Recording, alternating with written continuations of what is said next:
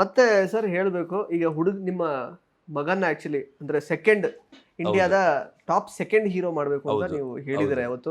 ಅವರಿಗೆ ಯಶ್ ಅವ್ರು ಇಷ್ಟ ಅಂತೆ. ಯಶ್ ಇವಾಗ ಪ್ಯಾನ್ ಇಂಡಿಯಾ ಸ್ಟಾರ್, ನಮ್ಮ ಕನ್ನಡದಿಂದ ಹೋಗಿ ನಂಬರ್ 1 ಆಗಿದ್ದಾರೆ ಈಗ ಸದ್ಯಕ್ಕೆ ಕನ್ನಡದವರು. ಸೊ ಯಾಕೆ ನಂಬರ್ 2ನೇ ಆಗ್ಬೇಕು ಅಂದ್ರೆ ಈಗ ನಂಬರ್ 1ಗೆ ಅವಮಾನ ಮಾಡ್ದಂಗೆ ಆಗತ್ತೆ, ಆಮೇಲೆ ದುರಾಸೆ ಆಗತ್ತೆ, ಅದರಿಂದ ನನ್ಗೆ ಅದು ಇಷ್ಟ ಇಲ್ಲ. ನಂಬರ್ 2 ಮಾಡೋವರೆಗೂ ಬಿಡಲ್ಲ ನಾನು. ಯಾಕಂದ್ರೆ ನಾನು ಮಗನ್ನ ಏನು ಇಲ್ಲದೆ ನೋಡಿ ಈಗಾಗಲೇ ಸೆಲೆಬ್ರಿಟಿ ಮಾಡ್ಬಿಟ್ಟೆ. ಈಗ ಯಾವ ನೋಡಿದ್ರೆ ಬರೋರೆಲ್ಲ ನಿಮ್ಮ ಮಗಂದೇ ಸಪ್ರೇಟ್ ಇಂಟರ್ವ್ಯೂ ಕೊಡ್ತೀರಾ ಅಂತ ಬರೀ ಅವಂದೇ ಮಾಡ್ತಾ ಇದಾರೆ.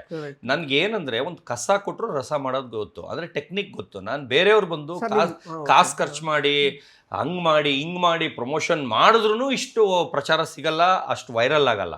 ನಂದು ಟೆಕ್ನಿಕ್ಕೇ ಬೇರೆ ಇದೆ ಸರ್. ಈಗ ನೋಡಿ, ನಂದು ಫಂಕ್ಷನ್ಗೆ ಪಾಪ ಅವನ್ನೆಲ್ಲ ಟ್ರಿಪ್ ಹೋಗ್ತಾವನೆಲ್ಲ ಹೊರಗಡೆ, ಅದರಿಂದ ಅವನೇ ಇರ್ತಾ ಇಲ್ಲ. ಅವತ್ತು ಇದ್ಬಿಟ್ಟಿದ್ರೆ ಅವನ್ನೇ ಅವತ್ತು ನೀವು ಅವನೇ ಇಲ್ಲ, ಈ ಸಲ ಇಲ್ಲ.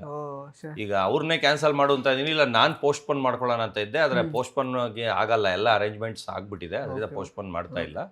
ನಾನು ಇವಾಗ ಅದೇ ಡೇಟ್ಗೆ ಮಾಡ್ಕೊಳ್ತಾ ಇದ್ದೀನಿ. Correct sir. ಅವ್ರದ್ದು ಫಾಲೋವರ್ಸ್ ನೀವು ಹೇಳಿದ್ರಿ ಆಕ್ಚುಲಿ ಹರ್ಷ ಅಂತ. ಆಮೇಲೆ ಇನ್ನೊಂದು ಸರ್, ನಾನು ಇಂಟರ್ವ್ಯೂ ಹೇಳಿರೋದು 2 ಲಕ್ಷ ಹುಡುಗಿರು ಫ್ಯಾನ್ಸ್ ಇದಾರೆ ಅಂತ.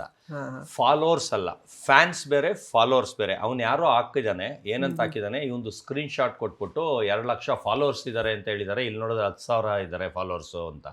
ನಾನು ಹೇಳಿರೋದು 2 ಲಕ್ಷ ಫ್ಯಾನ್ಸ್ಗೂ ಫಾಲೋವರ್ಸ್ಗೂ ಅವನಿಗೆ ಕಾಮನ್ ಸೆನ್ಸ್ ಅವ್ನಿಗೆ ಇರಬೇಕು, ಅದು ಮೀನಿಂಗು ಅವ್ನಿಗೆ ಗೊತ್ತಿರಬೇಕು. ಫ್ಯಾನ್ಸ್ ಬೇರೆ ಫಾಲೋವರ್ಸ್ ಬೇರೆ. 2 ಲಕ್ಷ ಬೇಕಾದ್ರೆ ಯಾರಿಗೆ ಮಾತಾಡಿದೀನಿ ಅದನ್ನ ಹೋಗ್ಬಿಟ್ಟು ಫ್ಯಾನ್ಸ್ ಅಂದಿದ್ದೀನ ಫಾಲೋವರ್ಸ್ ಅಂದಿನ ಅದನ್ನ ವಾಯ್ಸ್ ಮಾತ್ರ ತಗೊಳಕ್ ಹೇಳಿ, ಅವ್ರಿಗೆ ಅರ್ಥ ಆಗುತ್ತೆ.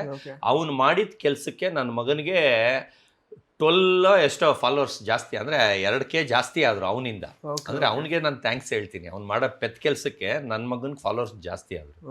12,000 ಎಷ್ಟೋ ಆಗಿರ್ಬೋದು, ನಾನು ನೋಡಿಲ್ಲ ಇನ್ನ. ಸರ್, ಒಂದು ಖುಷಿ ಆಗೋದು ಏನು ಅಂತಂದ್ರೆ ನಿಮ್ಮ ವಿಷಯದಲ್ಲಿ, ಅಂದ್ರೆ ಸಾಕಷ್ಟು ಅದಕ್ಕೆ ಗೊತ್ತಲ್ಲ, ಪರ ವಿರೋಧ ಕೆಲವೊಂದು ಚರ್ಚೆಗಳೇ ಆಗುತ್ತೆ. ಇವ್ರು ಹೇಳ್ತಿರೋದು ನಿಜಾನ, ಹೌದು ನಿಜ ಅಂತಾರೆ ಕೆಲವರು, ಇಲ್ಲ ಸುಮ್ಮನೆ ಇವರು ಸುಳ್ಳೆ ಹೇಳ್ತಾರೆ ಅಂತ ಹೇಳ್ತಾರೆ. ಬಟ್ ನಿಮ್ಗೆ ಇಷ್ಟು ಎನರ್ಜಿ ಮತ್ತೆ ಎಂತೂಸಿಯಾಸಮ್, ಇದಕ್ಕೆಲ್ಲ ಡ್ರೈವಿಂಗ್ ಫ್ಯಾಕ್ಟರ್ ಎಲ್ಲಿಂದ ನಿಮ್ಗೆ? ಸರ್, ಈಗ ನಾನ್ ಮಾಡ್ತಾ ಇರೋದು ನಾನು ಕರೆಕ್ಟ್. ನಾನು ಯಾರಿಗೂ ಇಲ್ಲ, ಅವ್ರ ದುಡ್ಡು ಮೋಸ ಮಾಡಿಲ್ಲ, ಅವ್ರ ಹತ್ರ ಕಳ್ತನ ಮಾಡಿಲ್ಲ, ಅವ್ರ ಹತ್ರ ಸಾಲ ತಗೊಂಡಿಲ್ಲ. ನಾನು ನಾಯಲ್ಲಿ ದುಡಿತೀನಿ, ನಾಯಿಗಾಗ್ತೀನಿ. ಅದು ಎಲ್ಲಿಂದ ಎಷ್ಟು ಕಷ್ಟ ಬಿದ್ದು ತಂದಿರ್ತೀನಿ, ಎಷ್ಟು ಆಂಟಿಕ್ ಪೀಸು ಅನ್ನೋದು ಇಲ್ಲಿರೋರಿಗೆ ತಿಳ್ಕೊಳ್ಳೋಕೆ ಕೆಪಾಸಿಟಿ ಇಲ್ಲ. ನಾನು ಇಲ್ಲಿರೋರ ಬಗ್ಗೆ ಹೇಳ್ತಾ ಇರೋದು. ಫಾರಿನರ್ಸ್ಗೆ ಅದ್ರ ವ್ಯಾಲ್ಯೂ ಗೊತ್ತು, ಅದರಿಂದ ಅಲ್ಲಿಂದ ಹುಡ್ಕೊಂಡು ಅವ್ರ ಫ್ಲೈಟ್ ಚಾರ್ಜು ಅವ್ರ ಖರ್ಚು ಹಾಕೊಂಡು ಬಂದು ನನ್ನ ಜಾಗಕ್ಕೆ ಮಾಡ್ತಾರೆ. ಅಂದರೆ ನಾನು ಒಂದು ಟೀನು ಕೊಡ್ಸಲ್ಲ ಅವ್ರಿಗೆ, ಅವರೇ ಬಂದು ಮಾಡ್ತಾರೆ. ಅಂದರೆ ಅವ್ರಿಗೆ ಅದ್ರದ್ದು ವ್ಯಾಲ್ಯೂ, ಅದು ಎಷ್ಟು ರೇರು, ಎಷ್ಟು ದೊಡ್ಡದು, ಆ ಥರ ಈ ವರ್ಡಲ್ಲೇ ಇಲ್ಲ. ಆ ಯುನಿಕ್ನೆಸ್ ಅವ್ರಿಗೆ ಗೊತ್ತಿರೋದ್ರಿಂದ ಅವ್ರು ಬಂದ್ ಮಾಡ್ತಾರೆ. ಅವ್ರೇನ್ ಮುಟ್ಟಾಳ್ರಲ್ಲ. ಇಲ್ಲಿರೋರ್ಗೆ ಏನಾದ್ರು ತಿಳ್ಕೊಳ್ಳೋಕೆ ಕೆಪಾಸಿಟಿನೇ ಇಲ್ಲ. ಅವರೆಲ್ಲ ಒಂದು ಬಾವಿ, ಅವರು ಸಮುದ್ರ.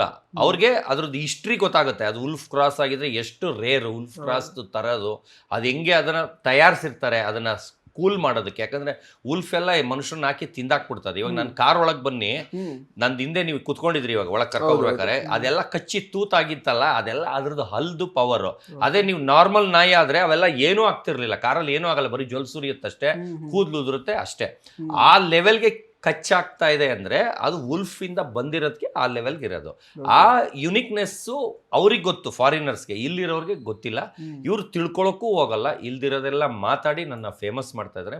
ಮಾಡ್ಕೊಳ್ಳಿ, ನನಗೆ ಅದರಿಂದ ಏನು 1% ನಂದೇನು ಹೋಗಲ್ಲ. ಇಂಟ್ರೆಸ್ಟಿಂಗ್ ಮತ್ತು ಇನ್ಫಾರ್ಮೇಟಿವ್ ವಿಡಿಯೋಗಳನ್ನ ಮಿಸ್ ಮಾಡ್ಕೋಬೇಡಿ. ಈಗಲೇ ಸಬ್ಸ್ಕ್ರೈಬ್ ಮಾಡಿ.